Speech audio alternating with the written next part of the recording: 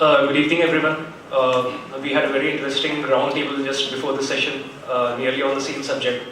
And I think we could not conclude finally that what should be an end-to-end, but it gives me an opportunity here to maybe discuss something around what could be the potential solution components that are critical or essential for an end-to-end fraud management part.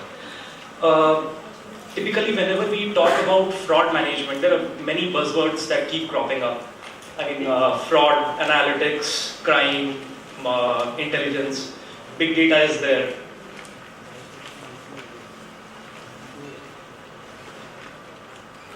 Yeah, thank you. So, big data crops up. We have been discussing about insider fraud, things around most of these applications going to the mobile platform. So, elements of cyber intelligence coming into picture. Yes, definitely, when we talk about the end-to-end fraud management solution, all these have to be taken into cognizance. The critical thing that we need to understand is, how do we prioritize? Which are the areas where do we draw the focus? This again would be dependent on basically what are the areas where, in terms of the fraud, the impact is maximum. And by addressing which specific areas can we mitigate or minimize the risks that are being faced by the specific organization. During this entire fraud landscape or the solution that we are going to implement, we also need to understand very critical things. The fraudster, we have seen that over a period of time, the way fraud is happening, the way attacks are happening, threat actors, vectors, these are constantly changing, adapting as and when the technology is growing, so is the attack becoming more and more complicated. So how exactly these fraudsters are constantly adapting? What are the new ways? What are the various ways they are monitoring your infrastructure or maybe trying to penetrate across it? How are they trying to identify the vulnerabilities that might exist within your organization? That is definitely one of the things that needs to be put into cognizance. Besides this, the second aspect would be you cannot treat fraud management in a siloed manner. You cannot take maybe the cyber intelligence part or maybe the financial fraud analytics or certain other critical parts as separate instances. You need to have an enterprise approach, cutting across all these multiple channels, cutting across all these various business units. You need to have a single unified view, either whether it is the individual or whether it is the customer. What exactly is that individual doing in a particular channel, in a particular business unit? What are his various other identities that are existing within my organization? And the solution itself might not just be the only thing. This entire thing has to be taken as a strategy. So from an organization's perspective, there has to be a well-defined, laid-out strategy which drives the common areas for identifying fraud, mitigating fraud across the entire organization. So while we are talking about this end-to-end approach, we need to understand what could be the various areas, how exactly the fraud is happening. So it could be organized fraud or it could be individual fraud. Definitely individual fraud is something wherein we might have to do a cost-benefit analysis. Vis-a-vis organized fraud, something which might be affecting the total, the risk associated with those kinds of frauds. Similarly, from a insider vis-a-vis outsider perspective, so the risk associated with the insider fraud, people have within the organization having access to data, that becomes very critical while putting together this entire solution. Taking into this entire thing into effect, the entire solution needs to take all these aspects. While putting together the solution, you have to take into account components which address your detection piece, which address your response piece. So how do you detect in real time or near real time scenario how the fraud is happening, what are the changes, how they are affecting your specific organizational database. you need to have some kind of a risk-based or a rule-based response. What should be the response based on the kind of activity or the action that has taken place?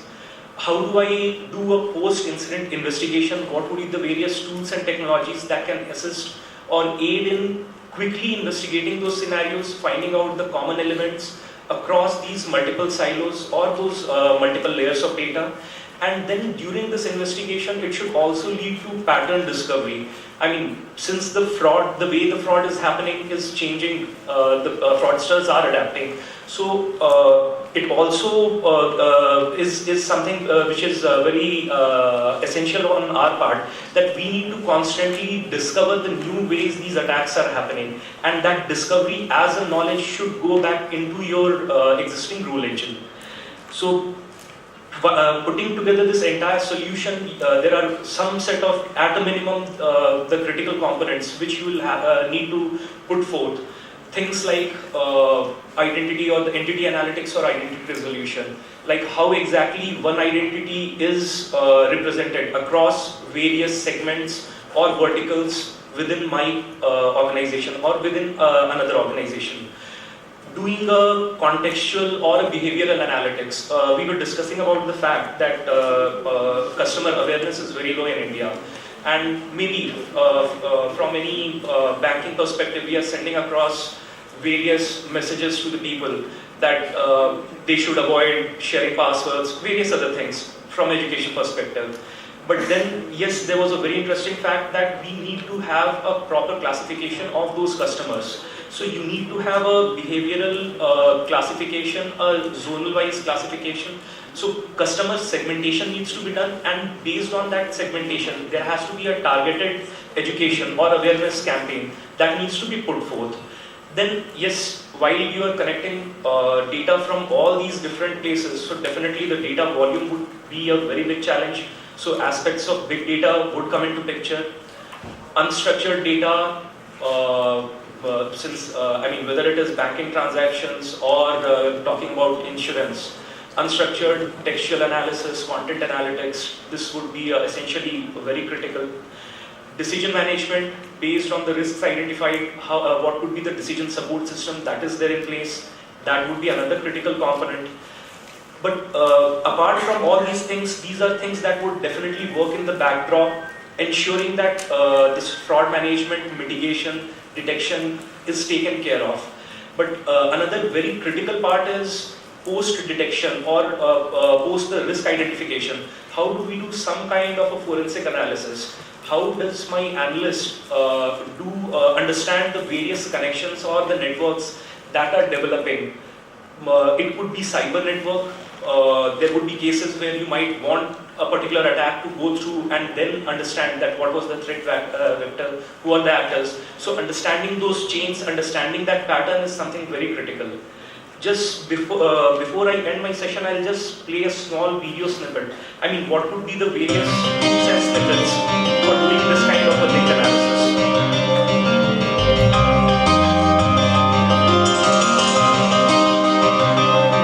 Meet Jane. Once an employee at a large bank, she is now serving 5 years for fraud. So how was she caught? It began when the bank's own pattern recognition engine noticed consistent changes in behavior across several accounts. Verifying whether anomalies like these are a threat involves collating, dissecting, and analyzing huge volumes of data that is often stored in various databases across multiple channels, offices, and countries. A task that, without the right tools, can be very time-consuming. However, using I2 solutions, investigators were able to quickly import all the information relating to those accounts into one repository. I2's superior analytical capabilities enabled the investigators to discover that many of the accounts held by customers all over the world were each transferring $5 into the same deposit account every week. The bank's investigators didn't recognize the name associated with the account receiving the funds, but they did recognize the IP address associated with the logins to it. It was the bank's own IP. So the next step was to find out which employees had access to the suspect deposit account. The investigators quickly pooled the HR records, email, and telephone traffic data related to those employees into a central repository for further analysis. Here they were able to collectively review the employees' emails by date, recipient, and even subject line, linking and matching key entities, dates, and even text to quickly uncover suspicious patterns. For instance, they discovered that one employee always sent an email to the same recipient on the days of the $5 transfers. That employee was Jane. Leveraging the advanced search and analytical capabilities of I2 Solutions, they were able to quickly drill down into Jane's network activity. This showed that she had sent emails to those customers who were having $5 withdrawn from their accounts. The emails looked legitimate and asked the recipients to update their personal information. The customers that replied matched the accounts in question. Armed with this information, Jane's employer was able to provide law enforcement officials with critical knowledge that enabled them to disrupt a phishing and money laundering scheme conducted not only by one of the bank's own employees, but in conjunction with a criminal network. Without the right tools, analyzing the volumes and layers of fraud transactional data that is often stored across channels, offices, and countries can be overwhelming. But with I2 technology, you will be able to break through those silos and access, organize, and transform that data into patterns, trends, and insights, providing you with a complete picture and leaving fraudsters nowhere to hide. After all, it's the same technology that law enforcement, defense, national security agencies, and the commercial sector around the world rely on today to deconstruct criminal networks and find entities of interest. Contact I2 today and protect your business from internal and external threats. So definitely, I would like to open up just for any kind of questions that you have, or we take the questions and then. I just wanted to ask one question, and then maybe we can go to the next one and then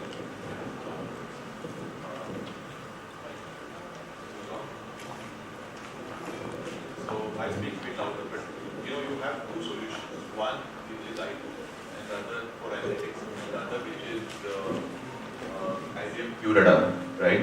And there was also a question early in the morning on how technology can solve the problem of analytics and big data, right? So my question really is, under what circumstances customers should go I2 route for analytics, and under what circumstances should they choose a QRadar route? So first of all, thank you, and I will take it in a positive way that you are naming out many of those IBM products which customers might not have been aware of. In fact, just to make it even more complicated, so maybe you talked about QRadar. We are also talking about Trustier. Now with the mobile devices coming into picture, Trustier is another platform. How do I ensure that my endpoint devices, where maybe a banking application is getting deployed, any kind of app, mobile app, that app is secure, it is not, there is no malicious malware present on that app. So definitely QRadar comes more from a SIM perspective, which is monitoring any kind of cyber activity that is happening within the bank's network, or any kind of network flow that is coming from outside. That is one aspect when it comes to the cyber part. You can do a cyber monitoring definitely based on the network flow. The second aspect which I talked about is coming from Trustier, things like ensuring that there is no malicious or malware or malicious footprint available on my endpoint customer devices. But all this data, these are again silos, I would say, just like the information silos might be a savings or various financial units within a bank. These are also from an IT perspective information silos. Where I2 actually comes into picture is integrating across all these things. So from financial perspective, integrating those multiple channels.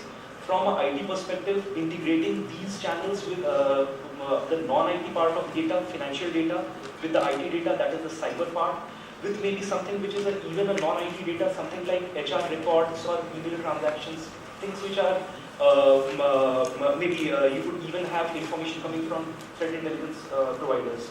So correlating context, relating the context across all these things is something where I2 comes into picture. So I2 as an analytical layer works at the top, wherein these would be the three ingredients depending on what are the specific areas that any organization is trying to address.